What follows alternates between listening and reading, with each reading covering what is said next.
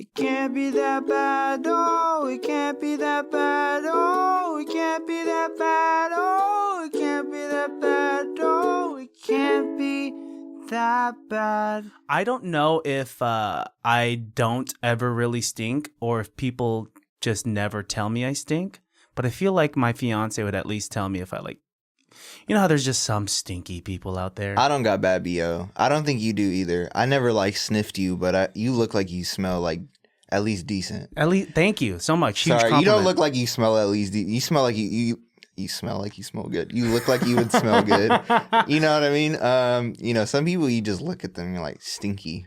It's kind of, and it's like fucked up, but like, you know, you're walking down like a slim hallway and you kind of like see someone, and like I try not to be judgy, but there's some people that just look like they're not taking care of their hygiene. It's like a reflection of you know, your hygiene overall. You know what I mean? Like, you got nice skin. Thank you. You know, you look like you take care of yourself. Thank you. Oh my gosh. You know what I mean? If I look at you and you look like you don't get like haircuts, you don't shave, you look like you shower every other day, or if you shower every day, you like don't. You like skip some steps. Then yeah, you're the type of person that I hold my breath when I'm like around you. I'm scared. Yeah, I mean it's kind of like being smelly. It's like the invisible ugly. You know, it's kind of it's a reflection. Yeah, actually, it's fine if like aesthetically you're not. If it's okay to be ugly. It sucks if you stink. You know. You could be ugly but look like you take care of yourself. You know what I mean? There's some people like that are you familiar with like Sabrina Carpenter and like her new boo thing? Her new boo thing. Her boo thing is have you seen Saltburn? Do you know who Barry Coogan is? Nah. No, anyway, like this actor is like unconventionally. He like when he first started getting into acting, he was like not that good looking at all. But then like for some reason, because he like took care of himself, I'll just show you a picture. Because he took care of himself, he is just like now like girl, like my fiance's like, oh, this guy kind of like looking like bro. it. You know who looks like he stinks, and for the life of me, I don't know why he still gets hello women. Pete Davidson. Okay, yeah, I've seen him. He was a child actor, no? I have no clue if he was a child actor, but like right now he's turning into like that guy that women just love. He was a child actor. I can't remember what he was in. He might have been in Mud. I think. What? That's a movie? Mud? Yeah, you never seen Mud. I don't think I've ever seen Mud. With Woody Harrelson. Woody Harrelson? Not Woody Harrelson. Who's the other brother that like is always I always mix Woody. Who was in Interstellar? Matthew McConaughey. You mix up Woody Harrelson and Matthew McConaughey? They just got the same vibe to them. No, they don't. They don't look the same, but I just feel like they... A similar vibe? Maybe. I could, but they look wildly different. They look different, but they just got a vibe to them, and, you know, I don't know. Wait, let's get back to this Pete Davidson thing. Pete Davidson looks like he stinks? He looks like he's smelly as shit. You think so? Hell yeah. What is it about him? He just looks smelly. Some people just look smelly. He looks like he would smell specifically of cigarettes. He does give me kind of like, you know, like have you ever like shaken someone's hand and like you can tell that they don't moisturize? Like it's the most calloused hand, and like I have callous hands, but I got hella lotion on my shit. Oh, but you're all good. And like by the look of your hands, it looks like you take care of yourself. Thank you. You know, I have bad like picking like at my callous habits. I do that too. I'm a nail biter. I had to like I had to nip that in the bud as like a middle schooler. I started to develop nail biting because I was just like, I don't know. I'm not like a serial nail biter. Like I'm a like bite it till it's bleeding type shit. I'm just like every now and then like I'm not like hella bad like most people. I'm just mild. I knew someone in like middle school that would like bite their nails and then collect it afterwards. Yeah. No. See, the thing about me, since I got back into the gym, I started picking my callus. Or like fidgeting with them, which made me stop biting my nails. You found a new addiction. A new vice, yeah. Wow, it's crazy that it works like that. I guess that's healthier, right? Kinda, yeah. You're picking off excess skin. That's okay. Calluses. How else are calluses going to come off, right? Yeah, right. I don't mind it. No. Yeah. Nonetheless, it's funny to, and then people were like, oh. Sometimes I'll hit people with one of these, like just to mess with like a friend. Yeah. I'll go like this to them and they'll be like, oh. oh my God. Like, why is it so rough? Yeah, but sometimes you got to have those calluses. Sandpaper. It's like a trophy. It's kind of like, yeah, I go to the gym type of thing. Yeah. Yeah, you see how I mentioned the gym just because I have calluses? Like, I Yeah. could have got so many other ways, but no. Smooth. Yeah, I Gym. see what you did there. Hugo, welcome to the podcast, man. Thank you for having me. Last time we sat down like this was last Halloween. I'd set up my podcast equipment at your homie's event, and we sat down for a solid 10 minutes. And I confess to you. Oh, dude, it was love at first sight. Yeah, I love you, man. I love you too. This This is love at like fifth sight. Yeah, something like that. It's always been love every single time I see you. Yeah. Yeah. I mean, thank you for the music that you provide.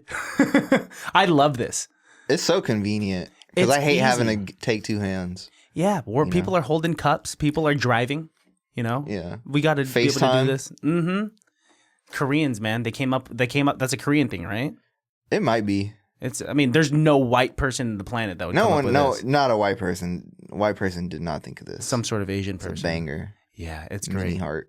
But dude, yeah, thank you for, providing the community with some dope ass music. Thank you. And like what I truly like about you is that what you do is unconventional and it's true to you. Like part of your identity is nostalgia and video games. Like you will mix in like Kingdom Hearts type shit into your set and like the crowd will go crazy.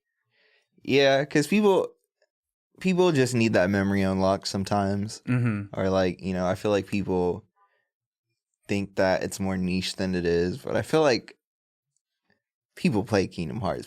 Everybody had a PS2, bruh. Oh, yeah. You just need that memory unlocked. Yeah. And just to kind of be in an environment to like kind of shamelessly like love it for a minute. So that's kind of like what I want to achieve when I throw in like a video game track is like, I just want you to like realize like we all fuck with this. It's some real ass music that I'm gonna bring to you. When you drop that, you are immediately highlighting a community that everyone will recognize like within each other. Like, oh my God, without a conversation, but in the matter of seconds. Right. You know who in the crowd really fucked with Kingdom Hearts, right? Yeah. And there's something beautiful about that. Yeah. Kingdom Hearts specifically too, I feel like is just like one of those things where it really touched so many different types of people. Mm-hmm. Like it being like a JRPG, but also it's like Disney. So like you get like these weird fucking like different sides of like this thing. It was a crazy mashup, dude. It was like before Linkin Park and Jay-Z had linked up. I actually don't know what came first. But yeah, like it was a crazy... it was just a dope collaboration. Disney and like Final Fantasy coming together, JRPGs coming together. And the duality of like being able to bring the culture, like the nerd culture of like video games into something like music, into like a dance party scene, which is what you do with the community here, specifically Vallejo, but even outside of Vallejo, bro, the Bay Area. Yeah, with my brand, duality is kind of like the center point. So it's kind of always been like I wanted it to be like one of those hand-in-hand things because like sometimes things are just the different sides of the same coin. Yeah. So like Outcasts. Oh, Exactly. It's always kind of like the thing I try to like I guess go for is like I want like a duality, like two sides. Oh, dude, because like it's easy to be that DJ where you just press play. That's two-dimensional. But the way that you mix your shit, the way that you have these transitions, the song selection, the attention to detail with nostalgia, bro. Yeah. While I was listening to your podcast with Son of the Wave on What's the Wave podcast, and you were saying that what the environment you're trying to display is different than just going to the club. Because going to the club, there could be that just basic ass DJ that is playing YG, that is playing Juvenile because he's pressing play and he does a simple transition. Yeah. But you're thinking of the other side of the coin. Yeah. I wish there was more demand in clubs for like what I want to play because I would love to do it in like bigger like a club environment type thing. But it's all about just like cultivating that and trying to make that for myself, which is why I was doing like the Star Stunners events. And then also, like, whenever there's, like, homies events, it's kind of, like, what I try to bring. And I feel like now when somebody reaches out to me because they want me to DJ an event or a set, I feel like they know what they're getting. So And that's the part of building your brand, you know? Right, yeah. Part of being a DJ is part of like not just being another Filipino DJ that's going to play some like HBK type shit that people can grind on. It's truly about, it's more than that, dude. It's like making new memories while cherishing your old ones. And like, I think a big key thing for like the way that I DJ that's different than a lot of DJs is, I am not a person that likes to go to clubs like that. mm-hmm. I was growing up not going to like house parties and parties. I was going to like concerts and stuff. So that's kind of like where I started to like realize like the way I wanted to DJ is not like with a club in mind or a party in mind.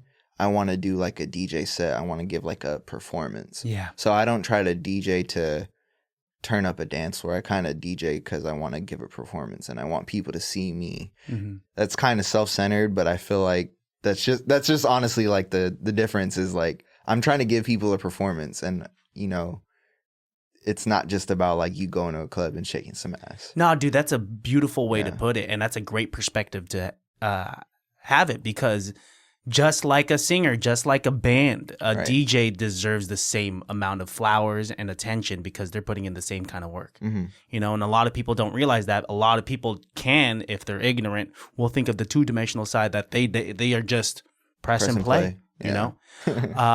Do you remember the first time you heard some music and you're like, oh, fuck, and you just felt the music flow through the veins of your body? Like just music ever? Like just like whatever it was. The first song that I could like literally like consciously remember hearing is The Real Slim Shady by Eminem. What? And like maybe the second song is Crossroads by Bone Thugs. Wow. And then as far as like electronic music, before I even knew what electronic music was, I just remember like being in my mom's car like when I was a little kid. Mm-hmm. And on the radio, like not Wild 94.9, when it was still Wild 94.9, like hearing One More Time by Daft Punk. Wow. And that was before I even knew that something that wasn't like hip hop or R&B existed. Mm-hmm. So I was like, what is this? Yeah, it's always cool to discover a new genre before knowing it was even a genre, right?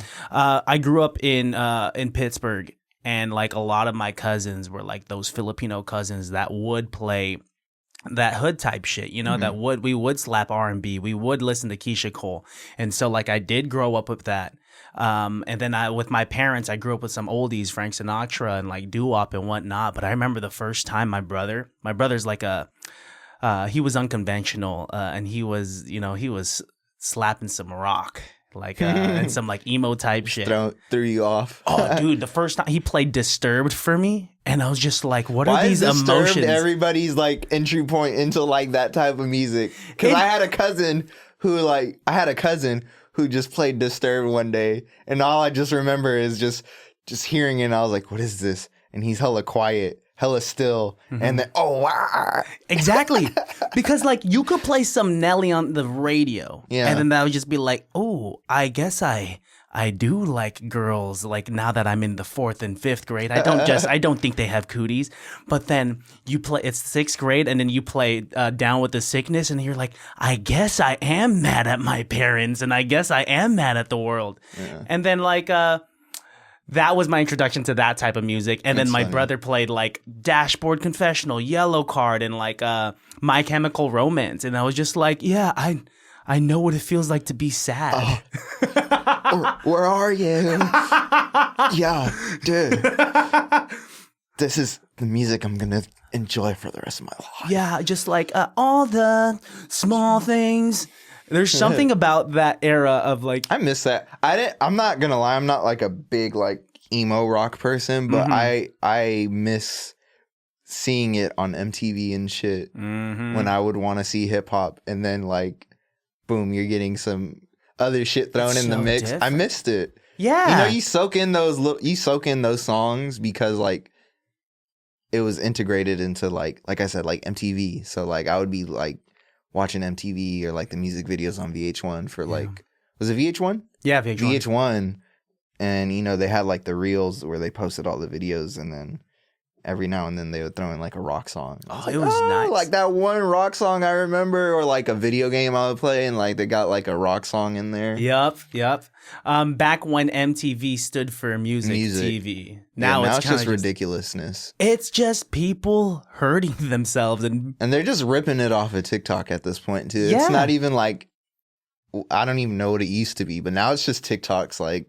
That's all it is. Yeah. It's it's kind of just the unhinged version of America's Funniest Videos, because like it's just three people commenting, right? I mean, there was the golden age of MTV and VH1. What was beautiful about that is that we had no control over it, right? Mm-hmm. It was, if there was a song that played, it was destiny, right? Like, yes, I do want to hear I do want to hear Air Force Ones by Nelly right now. I do want to hear like right. You couldn't just pick a song to just. Now we're spoiled, bro.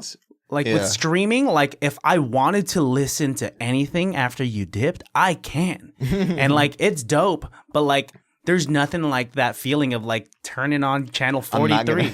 I'm not gonna lie, when I'm in the car and I go to like work every day or something, I put on the radio. I listen to the radio when I'm like alone. Damn, dude. You're like the guy that like still watches cable TV and like doesn't pay for Netflix.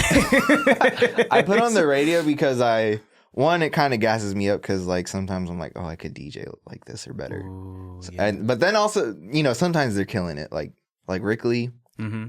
He's a fucking demon.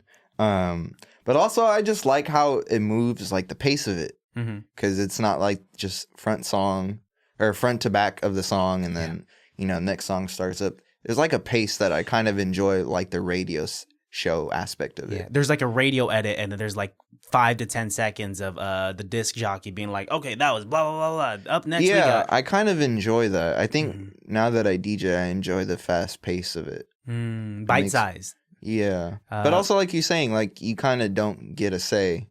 Yeah. So. And sometimes I hate having a say.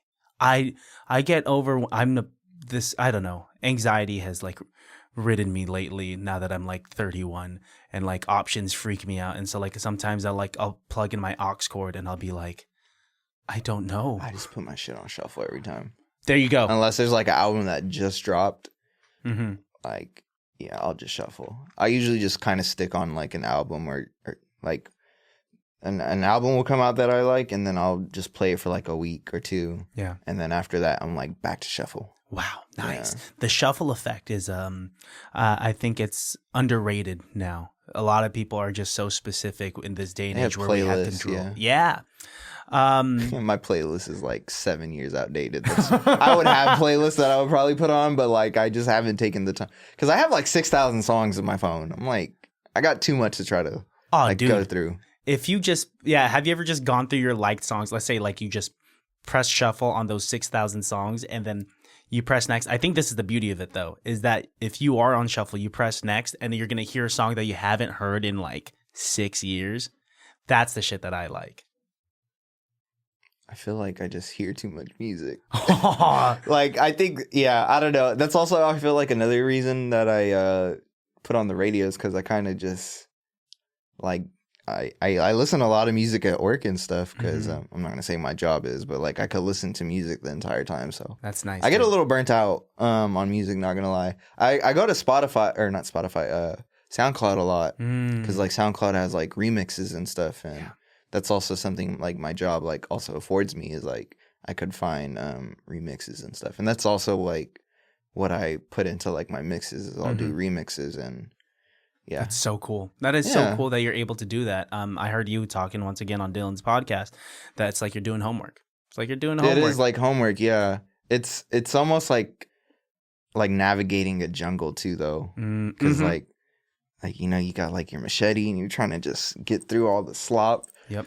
And then you finally like come across like dude, like I'm hearing music for like 8 hours straight on SoundCloud, and I'm happy if I walk away with like 3 songs. Oh, dude, it's doing that, going to SoundCloud and like sifting through all of the remixes that you don't like to find some gems. It's similar to going to the thrift store and then finding that piece that's a pretty good analogy. Yeah, right, because you're going through so much shit, and you find that gem. that's free or, close to free if we're talking about like thrift shop. And like, why the fuck? Like, whoa, how come not more people are listening to this? Let me throw this on. Yeah, that's exactly how it is. And then I just text it to myself. Nice. I just text it to myself. And then when I get home, I'm like, okay. Perfect. I add little notes in my text to myself. Perfect. Shout out conversations with yourself. Oh, man. Like, what's the voice inside of your head sound like? It just sounds like me. I talk out loud. People would benefit from talking out loud. People should, yeah. You should talk out loud because you would realize how dumb you sound a lot of the time. Oh, man. I mean, already doing this podcast and playing it over and over and over again and hearing my voice, like every single day when I'm editing, I'm just kind of like... Oh, hearing your voice like through a recording is always cringe.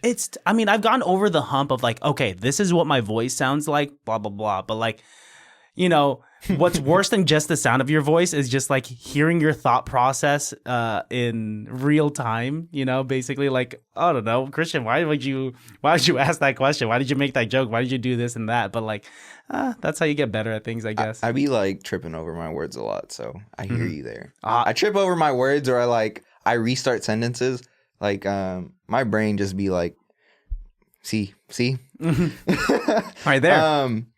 Sometimes I'll merge words because like sometimes I'll be like, think of it like Guitar Hero. Like you see the note coming and that's like where my brain is. Like I'll see the word that is approaching, but I'll also see another word approaching. And instead of picking one or the other word, I just pick both words. And so I'll like... That's so funny. Oh, dude. Like my brain is like on like a super like fast thinking like thing like freestyle. That's such a great brain. Analogy.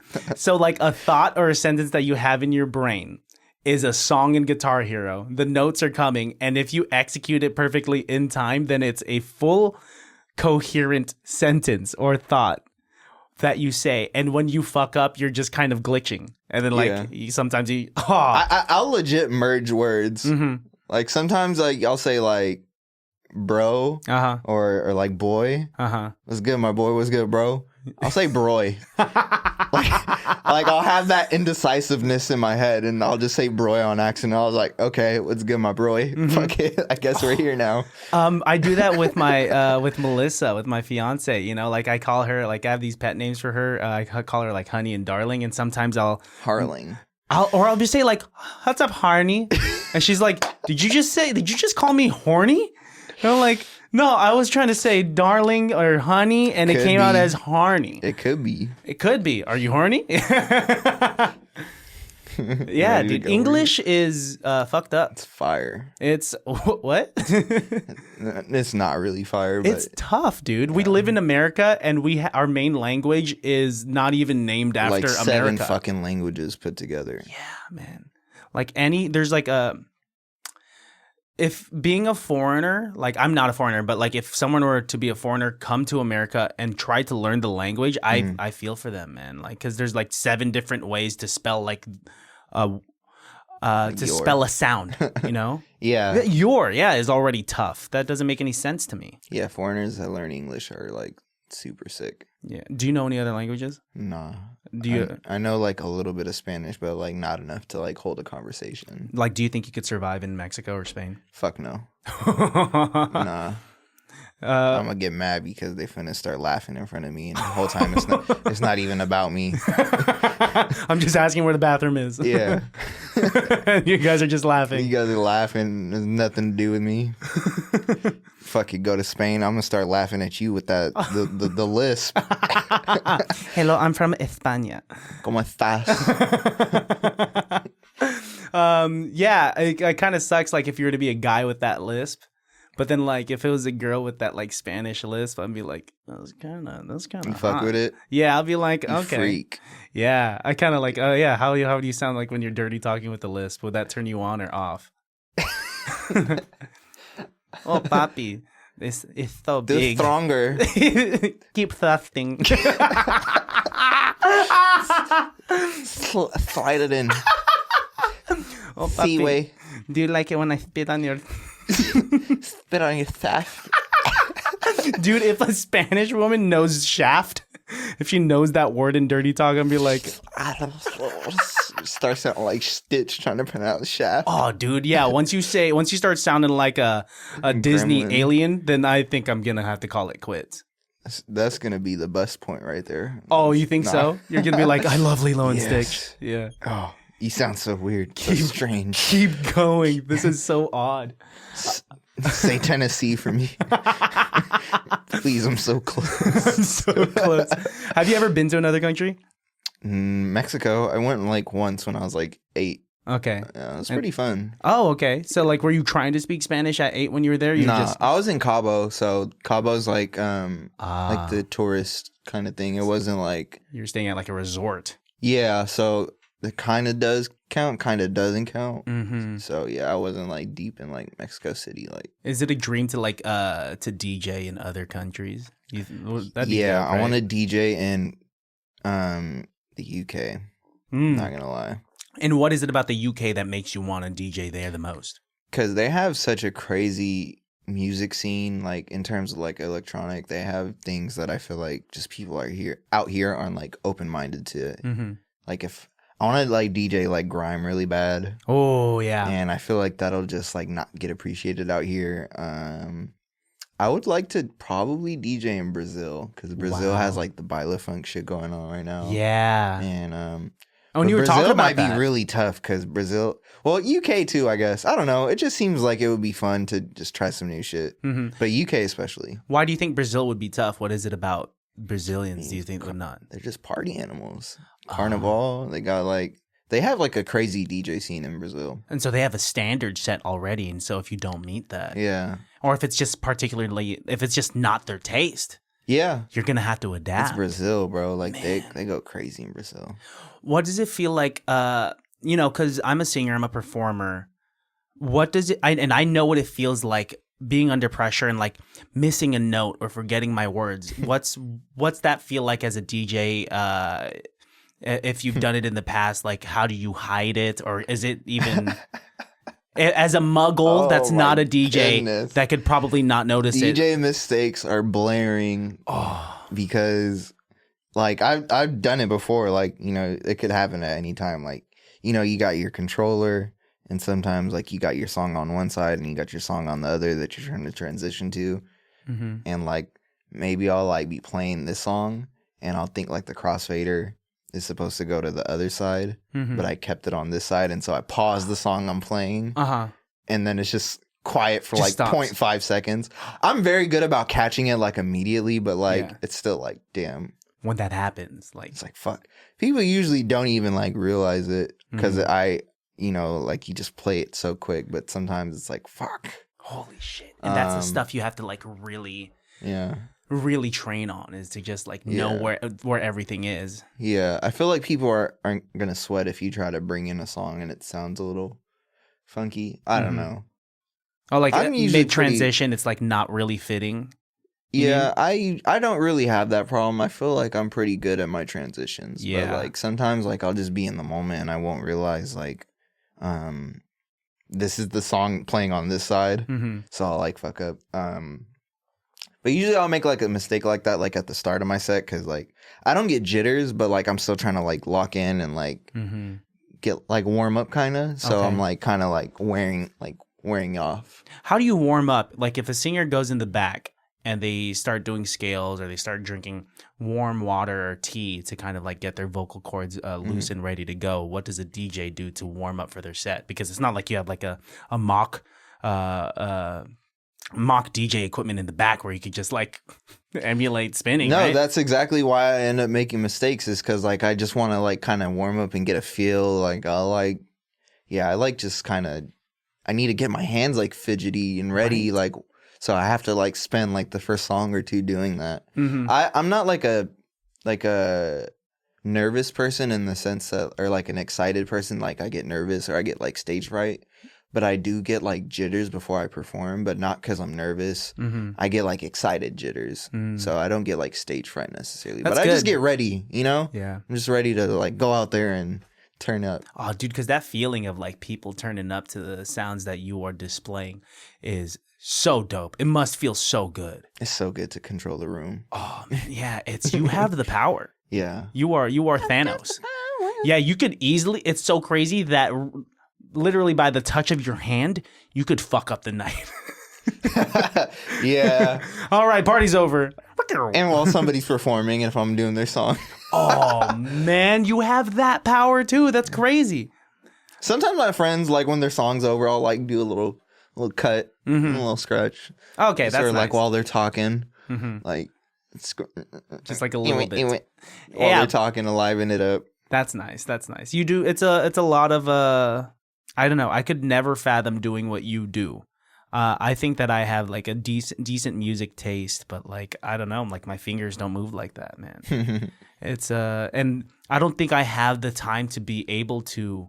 Like I love thrifting, but I don't have the patience for it. So I don't think I would have the patience to sift through.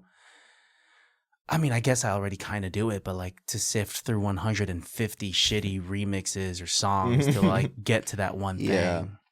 A lot of it also comes down to like knowing your music history, and if there's like a piece of advice I could give to somebody trying to learn to DJ or getting started, it would be to know your music history, and not even just like knowing old songs. It's like knowing why this genre exists, because that genre came from this genre, came from that genre, and how does that all like coincide with one another? Because like people don't realize like you get crazy, like the origin of certain genres, you wouldn't like realize that it came from like something else. Like people don't realize like house music came from disco, and like you don't get that like Bay Area like hip hop came from the fact that like we got the Black Panthers in like Oakland and shit, and Black Panthers were like back and forth between like Oakland and Chicago. Yeah. And, you know, Chicago also has like their big like old school music scene. And that's why we got like funk, like super funkified hip hop, is because we have that funk origin. Yeah. And then the reason that we work with like Bay Area rappers, they work with Detroit artists, is because Chicago and Detroit are right next to each other. And they were back and forth. Wow. So you got like that trinity right there. And fucking house music came from Chicago. Techno came from Detroit. So it's just like this crazy like thing where you got to know your music history. Yeah.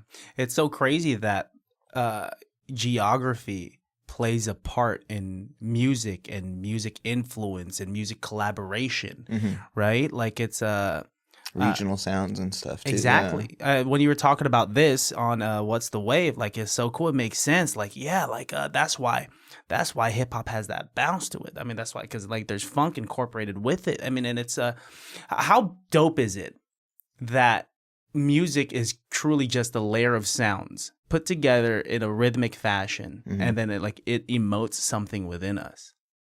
Yeah, it's like a crazy science for music. It like literally awakens like chemical like shit in your brain. So it's fucking neat. Like, it's neat, man. It's just sound waves hitting our eardrums. Yeah. And then from that changes the course of our days. Yeah. And frequencies, like specific frequencies, like do certain things to you. Exactly. That's why like a particular chord, like a major chord would be super pretty, but you play a minor chord, you just shift one note and it's kind of like eerie, right? It's like dissonant, and like it makes you kind of like sad and uncomfortable. But that's just how music works.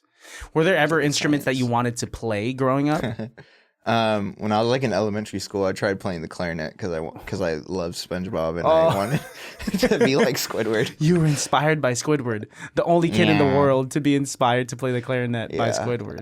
I didn't like get through like even a year of like playing, so yeah. Why is that? I don't know. I just didn't like stick with it. You're digging it. Yeah. I don't know. I just couldn't. Yeah. Did you play anything else leading up to like DJing?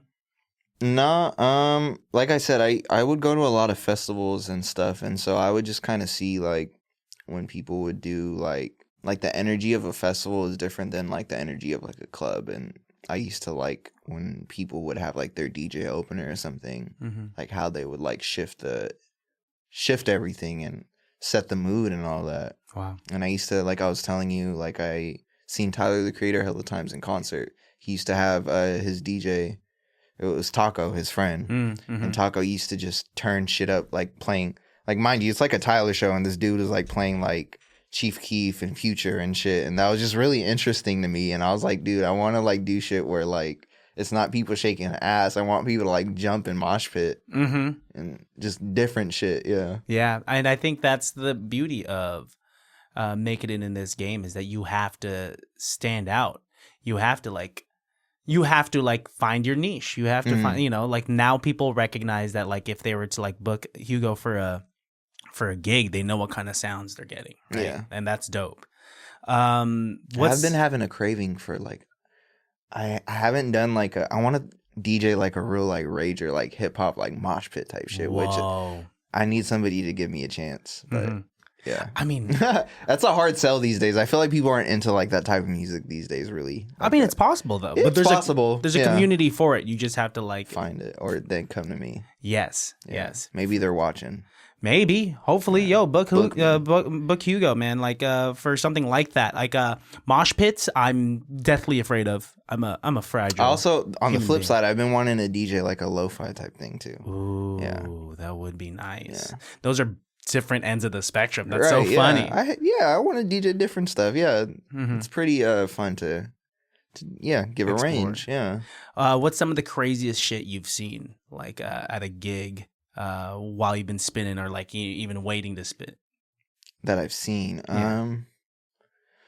I don't think I've seen anything too crazy. I mean, I've like no one's gone like ridiculously drunk during your sets or like a fight's never broken out. Oh yeah, people have gotten drunk during my sets. And they'll come up to me. Sometimes I low-key don't like when people start coming, not even like to request music, but like when people keep coming up to me to like talk to me and I'm trying to like lock in. Oh, they talk to you during your set?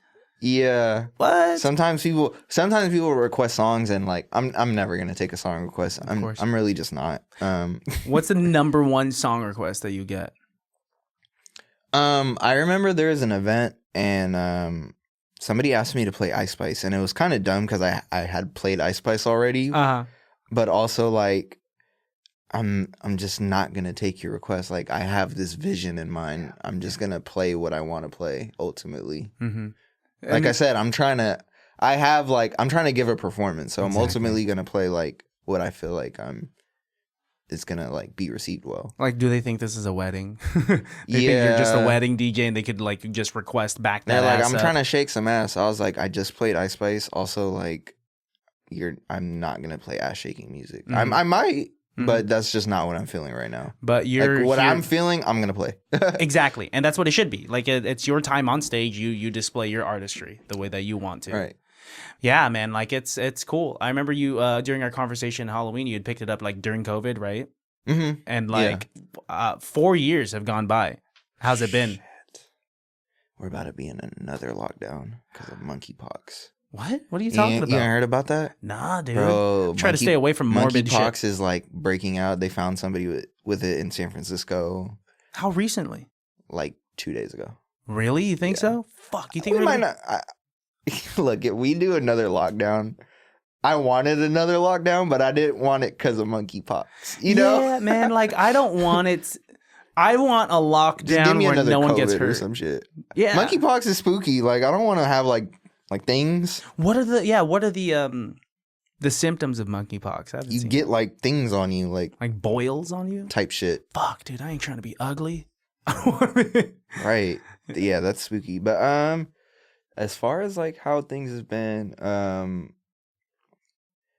I've been getting booked and stuff. You know, I'm getting booked at like a steady pace, not like every week. I don't know that I would want to do that though.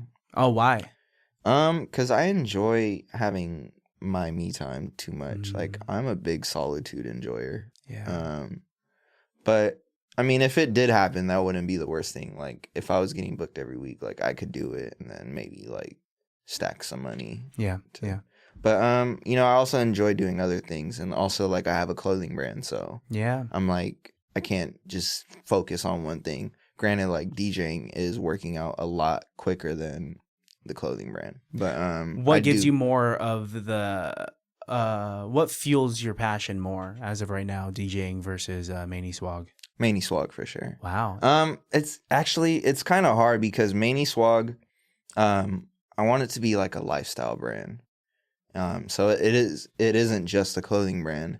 So I have to like the reason I DJ even, and the reason I do events is because it's almost like the events that I was throwing, like the Star Stunners events, it was in complementary to like the clothes that I was like about to be releasing. So it's almost like cultivating like a presentation. You know what I mean? So it's almost like I'm trying to create a soundtrack for the clothes. That's so cool. That's like the easiest way I could put it. I was trying to figure out how to say it. I want to create like a soundtrack for the clothes and stuff. So like what I play is kind of like what I visualize the like people that modeling are at in it. Yeah. Like wow. If there's ever like an event or something, I visualize like I want people dressing like this to like that's the dress code. So yeah, that makes sense. That's cool. Like imagine if you had like your own, like if you were able to like book a venue with a runway, with like a catwalk, and people were to model like a new rollout of Manny Swag to your sounds. Is just that would be absolutely incredible. And like I was saying, like for like how I said like the first song that I ever heard that was like electronic music was like Daft Punk. Daft Punk has like a whole visual album for Discovery, and it's like an anime, and the anime is complemented really well by the soundtrack.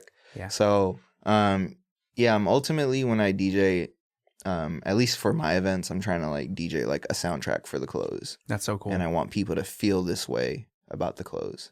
So what is it for when you're designing clothes that you're looking what is it that you're looking for when you're designing clothes?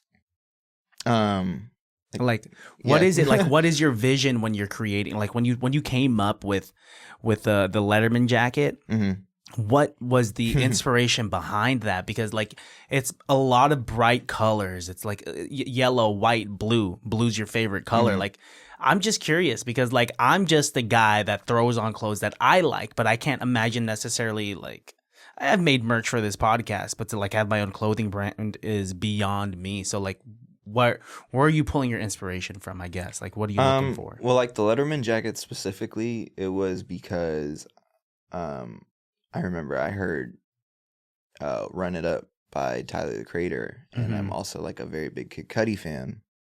And I was inspired by these two because Run It Up is a song talking about like run up money, like running up the money and shit. And he's talking about blasting off. And that's kind of like the big theme there. Kid Cudi had like, you know, he's always had that space vibe and shit. And I like how he dresses because he dresses like really clean, but also like streetwear.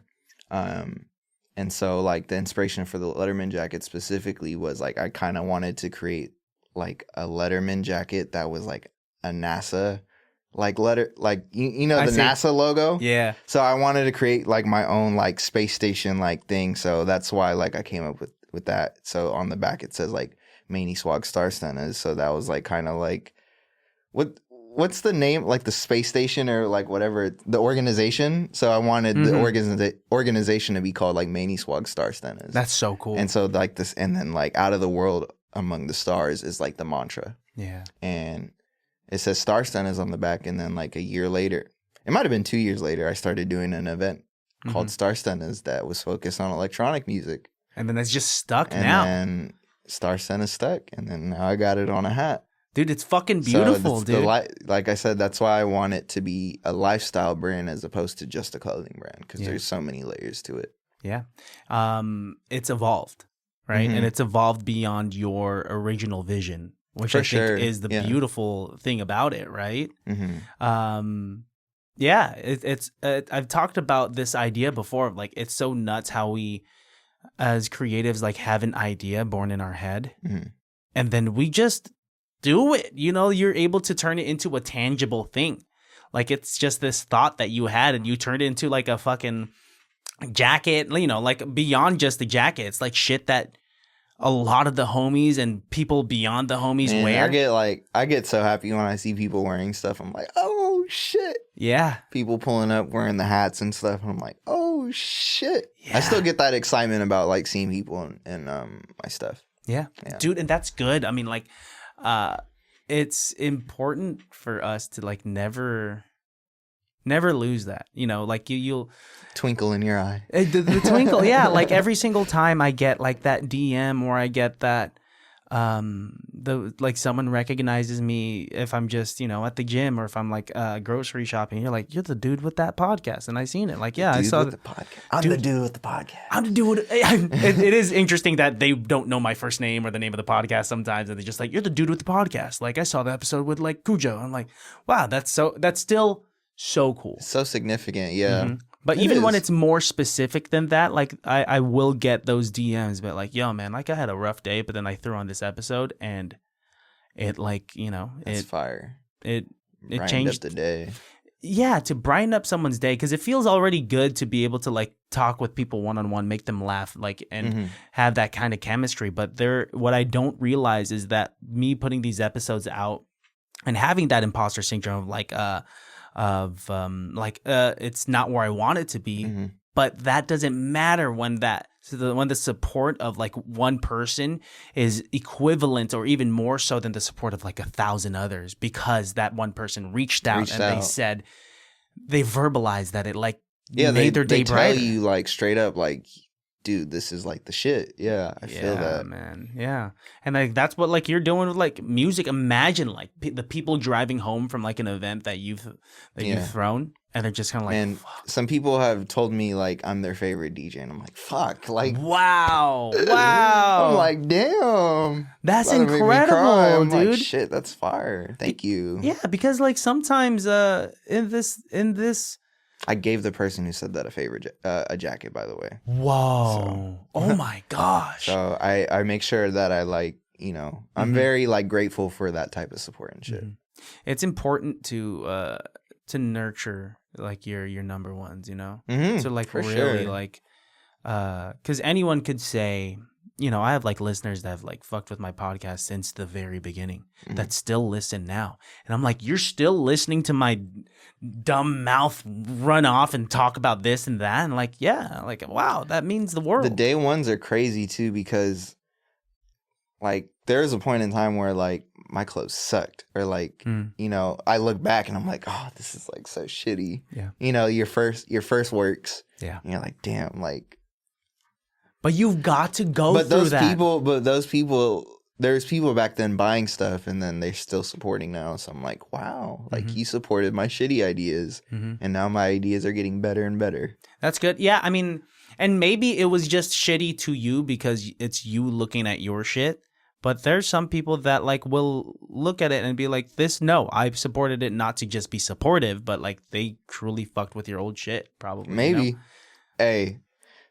If you liked my art back then thank you. I feel like I've just gotten better at making stuff and like making my graphics and stuff, and the quality of the clothes has improved. So, nice. I feel like it's just general improvement overall. And so like when people like have my first stuff, I'm like, damn, that's crazy, because that was like the stuff I was able to make when I was barely starting. Oh, it's rocking with you from the very beginning, type of thing. And we all have to go through those shitty ideas. We all have to go through. Have to be shitty at first. It's so important to be shitty at first. Yeah, you can't go to the gym and expect to lift 300 pounds. To bench at like 400 pounds. You have to go to the gym. You have to put in the work. You have to put in those reps, and then you get better. And then once you're a regular at it and you know the perfect form, you know how much you can lift, you know that you could you're stronger now, then you're a fucking beast. And that's applicable in music. That's applicable in DJing. That's applicable in, making those clothing. Gym people be onto something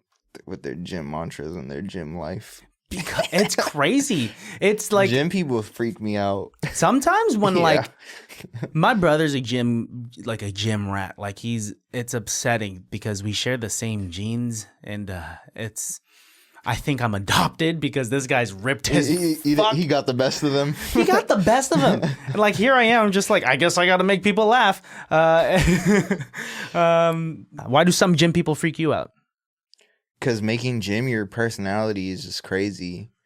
And like morning, night, middle of the day at the gym. All you talk about. Whole Instagram feed is like you at the gym. You post quotes. The quote. I think the quotes gets me the most. What's the quote? Or like the Instagram, the story posts where they're just like, gotta grind. The grind sets are crazy.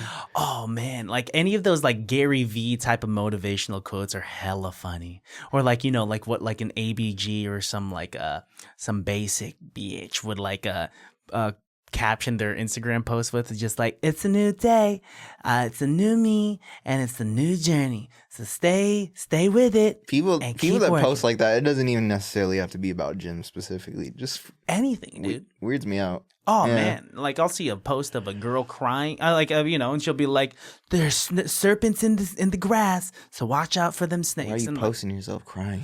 I'm like, it's an interesting move. Like, hey, like I understand that there needs to be the duality to social media where like you should. I mean, no, you should hide things.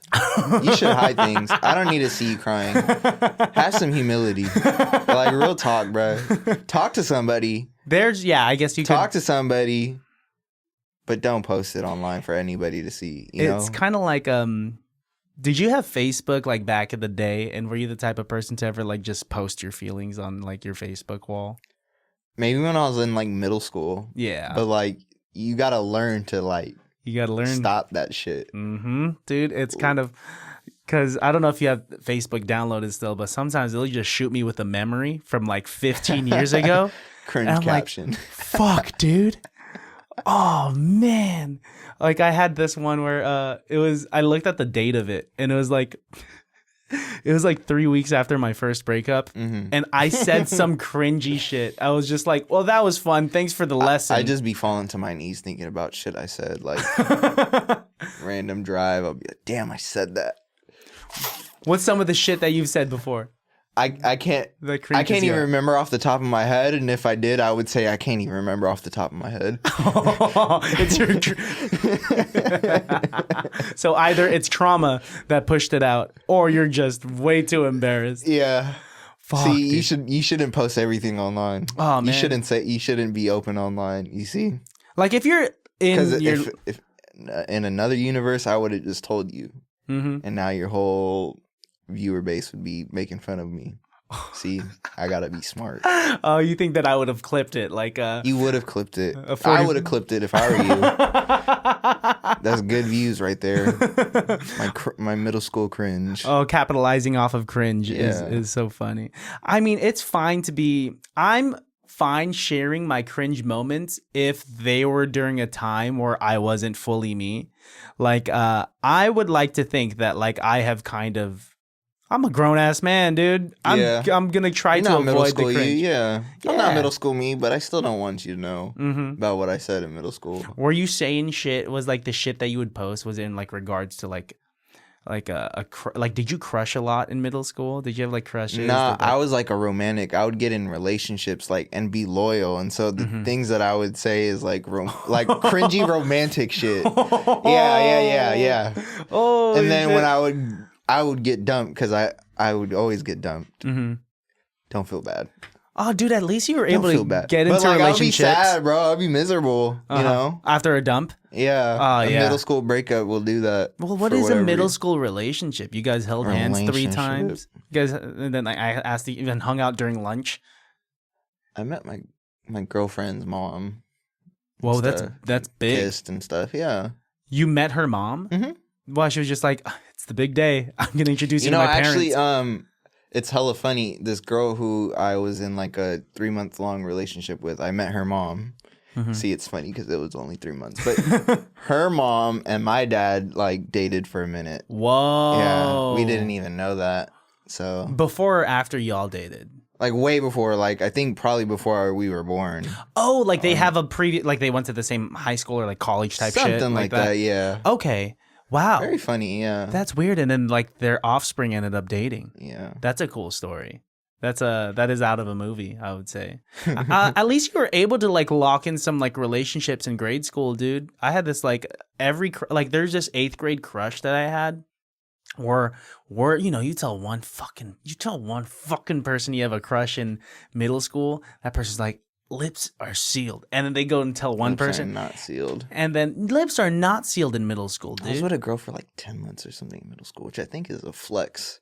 10-month relationship in middle school is That's a flex. that's a lifetime, dude. That's so crazy. That's marriage and That divorce. is, you guys, like, what were the trials and tribulations you even go through in a middle school relationship? Just people saying shit about you guys and trying to stop it. I don't know. You know, it's so funny because these relationships in hindsight, like, they're like very like unserious, but like I feel like I learned a lot from them. Mm-hmm. You know, it's really strange Even though they're like, what did you learn? to not fucking fall for girls' mind games. What were the mind games girls were playing? Please enlighten me, because I wasn't in any relationships in middle school or high school. Just listening to other people or like trying to get a rise out of you, like like just saying shit to you to fuck with you and shit like Get that. a reaction. Get a reaction, or like just like not knowing what they want. Mm-hmm. I mean, even in high school, like same shit. It's Yeah. just middle school immaturity added into it. The grade school relationships, it's so crazy how much it's not about the two people with each other. It's about the chatter around. Mm-hmm. Because people were so in tune with their social status and like rumors and like who's popular, who's not type of thing, that it got in the way of what a relationship truly is. Yeah. You say popular? Who's popular? Fuck, dude. Yeah. Who is these Who's bops, popular? man? The whole time is nobody. It's nobody, man. Everyone's a fucking dork, man. Yeah. I love the word bop. I haven't heard that in a minute, dude. Man, we should bring that back. What's the definition of bop is? Like somebody that sucks dick. Like if you're a bop, you suck dick. Damn, I didn't realize it had... Bopping. There was a direct correlation with fellatio in terms of a bop. Wow, damn, that's a bop right there. Shit. Yeah, before it was like about music, it was just like it was about sucking dick. Yeah, that's crazy. Now it's about music. That's bad that Kids Bop has like okay, yeah, I guess if volumes. you're like white, then yeah, a bop is like yeah.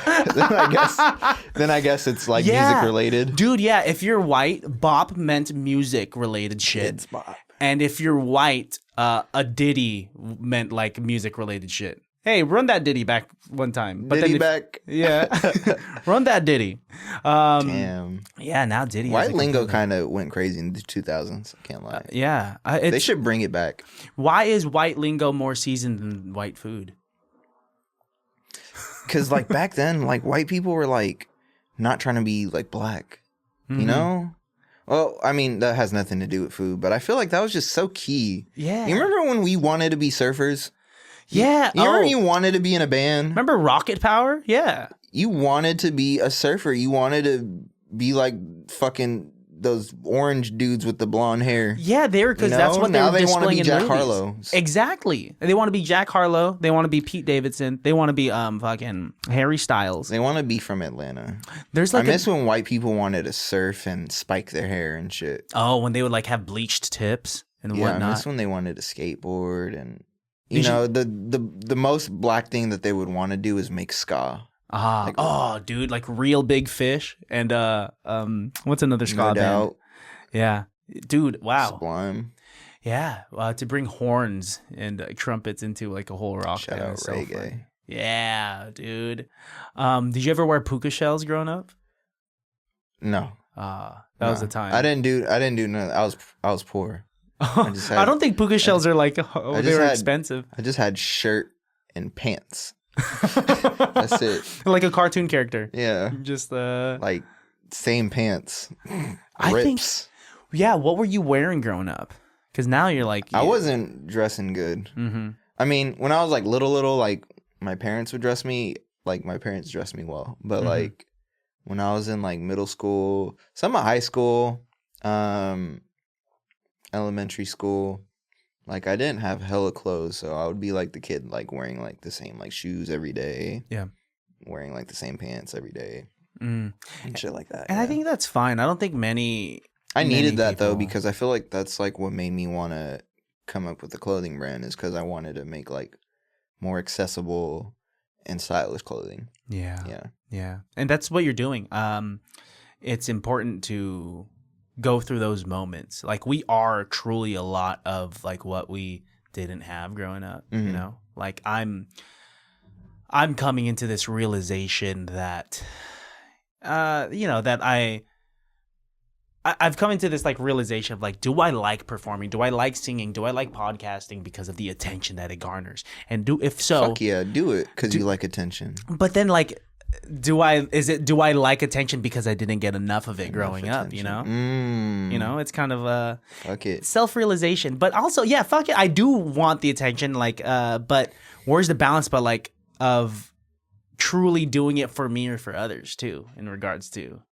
I think if you do it for yourself, that's fine because when it's all said and done, you are giving other people a platform. This is true. You know what I mean? So, yeah, like, thank you for having me. Thank you for having other artists and, people that want to do something with themselves, like, creatively. Yeah. So, dude, it's appreciated, man. Man, I appreciate you. Thank you. Thank you so much. Yeah. I think... So be selfish. Yeah, I'm dope as fuck. I'm that fucking guy. You are that fucking guy. Oh, thank you. Sorry, that's probably hella loud in the mic. No, you're all good. Yeah, but fucking sometimes it's just about feeding your inner kid that didn't get whatever it is that they didn't need. Is your laptop like good? Oh, dude, thank you. Yeah, it just goes to sleep. Yeah, thank you. It's always like whenever someone points that out, I'm like, oh, you care. Yeah.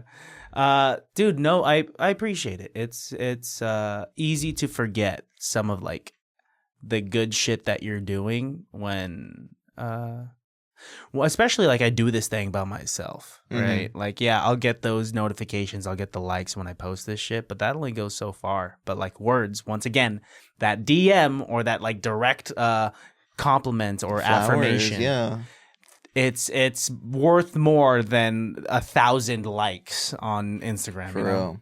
And seeing the result, Yeah. For me, like, I have like a big goal in mind, like down the line. So, when I get there, like, that will be like the gratitude. What's the goal? Like I said, one of them is like I want to make clothing just like more affordable and all that. I have a lot of like big grandiose goals that I can't just like think of off the top of my head. But I really do a lot of like basically everything that I do. It's because I want to be able to help people. I want to be able to like do shit like donating and just stuff like that. Yeah. And that's beautiful. I mean, especially since your background, you said you did come from like a poorer background. And you weren't able to afford the nice clothes. And I'm sure you saw those kids that were rocking jabots and that were rocking fucking LRG, like tracksuits and whatnot, right? Jabots. I want a pair. You said you want a pair? Yeah. Oh, I always wanted a pair. You could find one. I could get a pair, yeah. I just gotta seek it. But yeah, so that's pretty much like I want to make like clothing more affordable. I want to be able to help like the Bay Area art scene more than I already do. I do small events, whatever. I want to be able to do bigger events eventually. So just a bigger scale of a lot of things that I already do. Yeah, dude, you're killing it. I'm proud of you. It's dope to see. Like we've only interacted like 5 times. This is the longest conversation we've ever like had. But like ever since I met you as a huge supporter. Thank you. First time I heard of you was like when I started slapping Yeti and Tiki's Y. And then there was like the Maney Swag ad. The ad? And I was just like, what is this? And then like, you were tagged in the post, which their rollout for that was fucking incredible. They had a fucking incredible rollout for that album. And it's still, I think it was like one of my favorite albums of 2023. Yeah, it was a really good album. So good. But that was the first time, I was introduced to you. And I was like, holy shit. That's a crazy like introduction to me. Yeah. You're like, do you want girls to like shalab on your knob? And like, I forget what you said exactly. Yeah. Wear Maney Swag. Wear Maney Swag. Yeah. Major keys right there. It was, that was cool. And then, it's crazy how life just throws some people in your life because after that I met you at Kaleidoscope. We chopped it up for a second and that was like so nice. And you I was were like a host. Yeah, I was a host for that and like truly humbling, and I owe Yeti and Anders a lot to the introductions of people that now really support this community that I've built with this podcast and platform. So, but yeah, I got to meet you after that, dude, and it's been incredible. It's been love ever since. Yes, sir. Yes, yeah. I love you, man. I love you too. You know how this podcast ends. I'm sure someone's warned you. Yeah. Oh, before we do that, I have something for you actually. Before. What? Yeah. I got a release that's coming out soon. So I'm gonna use this chance to show it off. Whoa, dude! What? Yeah. Just put that right there. Oh, fucking necklace, man! Yeah, I got a swag necklace. I got this one coming out that I'm wearing. It's like a silver one. Wow. With very rare accessories. Nice. Shout out them. Yeah. So she made this piece. So we're gonna do like pieces inspired by like the Star Stennas, like events and stuff. That's like also this shirt. So just a jewelry collaboration with her. Some very limited items, and then just gonna be dropping some of those as well. Dude. Shout out to you. Before all of that, go ahead and plug like where people can go to like help support you and support the brand. The jewelry collaboration will be coming out like some point in September, along with this shirt. This is actually a mock-up, so I'm gonna be doing it's gonna look a little different once it comes out. Nice. So yeah, manyswag.com is my website. That's also like the Instagram handle is manyswag. So anything you need to know about me will be there. All the links in the descriptions, baddies, my friends. Yeah, no, I got you. Absolutely. Let's push this. Let's support your cause. Let's support your fashion mind and what you're doing for the fucking community, dude. I appreciate you, brother. I appreciate you. All right, let's go ahead and do this improv scene. I'm ready. The way with these improv scenes work is that they could be about anything and everything having to do with the episode and what we talked about, or about nothing at all. Memory. I know. It doesn't have to be about it at all. We could just do it from scratch. Do you want to start it? You want me to start it? You could start it. Should I try to throw you off? You could. Well, in this scene, you don't have to throw me off. You can do it however you want to. Yeah, you don't have to challenge me. Okay. Okay, I'm gonna let you start. Okay. Without further ado, baddies, ladies and gentlemen, all the listeners out there, it can't be that bad.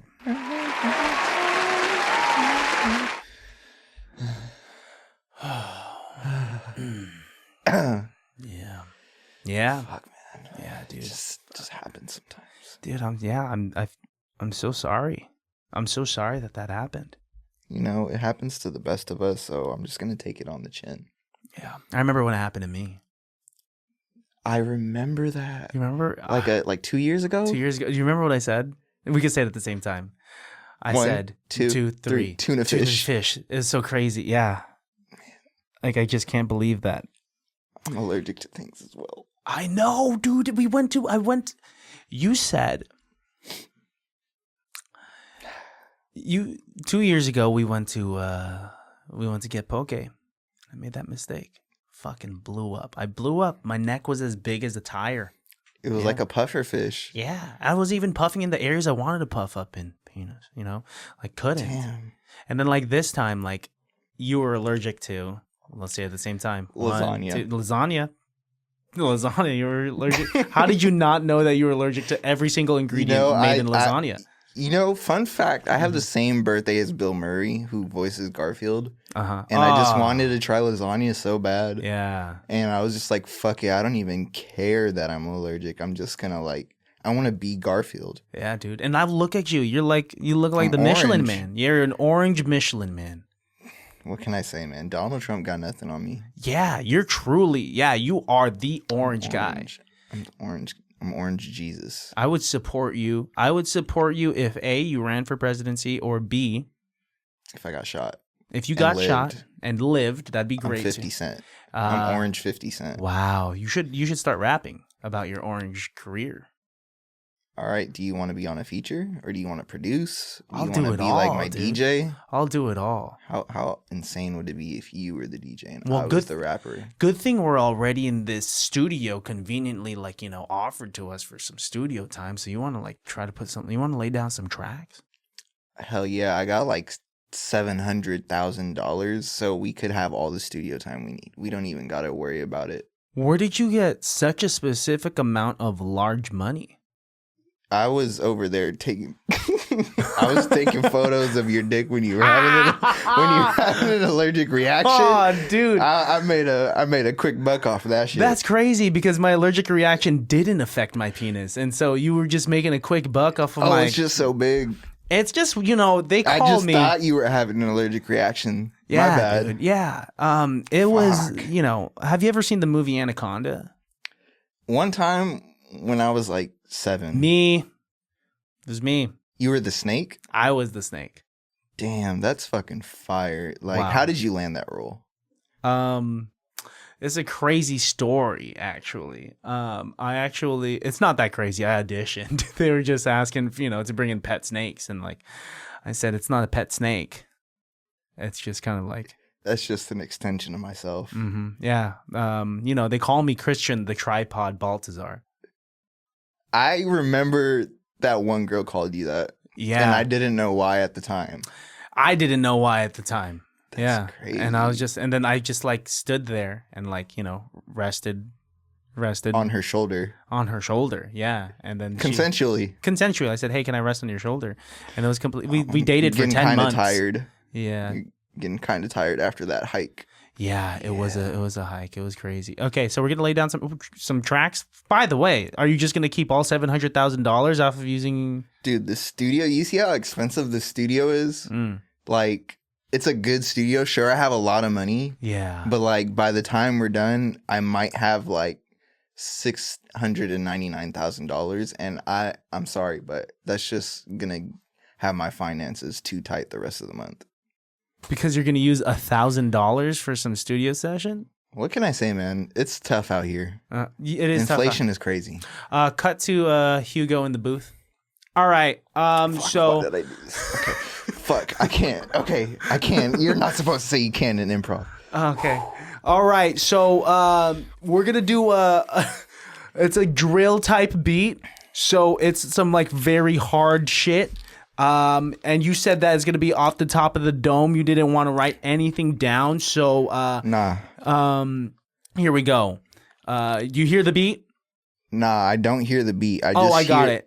Okay. Hey. Damn, this beat sucks. Did you make this? Yeah, I'm just beatboxing into the microphone. I didn't have time to produce anything. Damn, bro. You should have talked to Timbaland a little longer about how to beatbox. I should have. Yeah, you're right. Okay, let's just call it a day. I think our $1,000 are up. All right, sounds good to me. We could go to like Panera or something with this, the rest of this 1,000, and just get free drinks with your membership. With my membership. Perfect. That membership also comes with cookies sometimes. You like cookies? I love cookies. End scene. Perfect, dude. Good shit. I had to wiggle out of freestyle.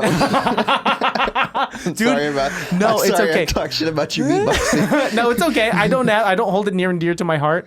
I have to get out of that habit of sometimes my improv scenes turn into me forcing my guests to freestyle. And it's a very poor habit. I don't know why. I just think it's so funny, and it just always turns into like, okay, if the scene is about like us making music, then I'm gonna throw them in the booth and I'm gonna make them turn this into Sway in the Morning. I did that with Yeti and Tiki, and I think they. I know he did. Yeah, he probably did. Well, they just did like cat noises and started screaming into the mic. Yeah. I really am hungry. We should go get some Panera or something after dude, this. Panera's just right there, brother. Pizza. Yeah, I appreciate you. Dude, this was a good time. Thanks for coming through, man. Thank you for having me. Yeah. You want to shout out anything you have coming up in the future? Shout out your shout out Manny Swag again. Shout out Star Stunnas. Shout out how people can support you and what they have to look forward to. Yeah, like I said, Manny Swag is the brand, so you will have that in the description and all that. Yep. Got the Very Rare Accessories collaboration coming out, so you could get a piece like this, or like I said, we're gonna have that sometime in September. This shirt is coming out. Star Stunnas, I'm looking to probably do one in November or December. Nice, because December is like the anniversary of it. My birthday's September 21st. Hey. So yeah. Thank you for listening to me talk and talk about lasagna and penises. Baddies, you guys know where to find the podcast. You guys know where to find me because you're already here. Once again, Hugo, look into the barrel of your camera and leave the listeners, leave the baddies with a piece of advice, a saying, a word, a phrase that they could go about their day with that reminds them that it can't be that bad. Oh, fuck. Dang.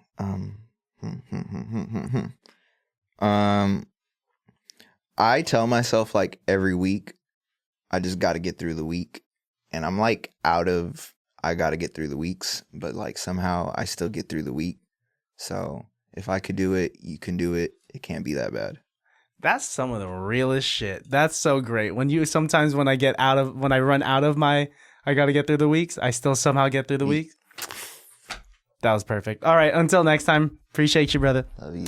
Until next time. Love you too. And bye, baddies. It can't be that bad, oh, it can't be that bad, oh, it can't be that bad, oh, it can't be that bad, oh, it can't be that bad.